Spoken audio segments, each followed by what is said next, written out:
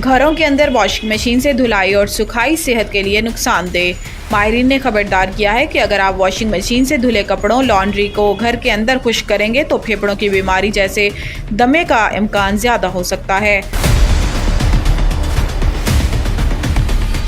Senior pulmonologist के एक panel ने खबरदार किया कि लोग वॉशिंग मशीन से धुले अपने कपड़ों को सर्दियों या बारिश के मौसम में बंद कमरों या हीटर में खुश्क ना करें। घर के अंदर कपड़े धोने से नमी की सतह 30% तक बढ़ जाती है, जो फेफड़ों की बीमारी में मुब्तला लोगों के लिए खतरनाक है।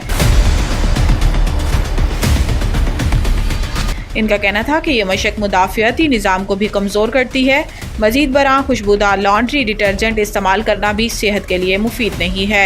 लॉन्ड्री डिटर्जेंट की तेज़ महक दमा और दायमी ब्रोंकाइटिस के मरीजों के लिए नुकसानदेह है।